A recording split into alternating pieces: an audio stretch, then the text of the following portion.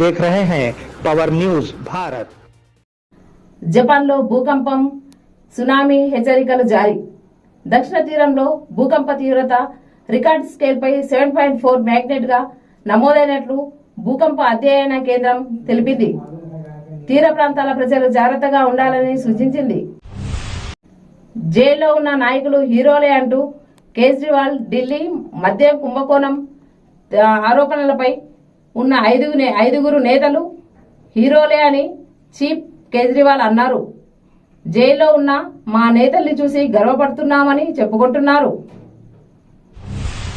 కొత్త ఏడాది ఆయుర ఆరోగ్యాలు నింపాలని టీడీపీ నేత నారా లోకేష్ ట్వీట్ చేశారు. 2023కు వీడుకోలు చెప్తూ 2024కి స్వాగతం పలుకుతూ నూతన సంవత్సర శుభాకాంక్షలు అని తెలిపారు. సీఎం రేవంత్ కి మంత్రులు సీతక్క, శ్రీనివాస్ రెడ్డి ఆయన్ను కలిసి నూతన సంవత్సర శుభాకాంక్షలు చెప్పారు. మరోవైపు స్పీకర్ గడ్డం ప్రకాష్ కు మంత్రి సీతక్క శుభాకాంక్షలు తెలిపారు. సీనియర్ నేత షబ్బీర్ అలీ కూడా సీఎంను కలిశారు.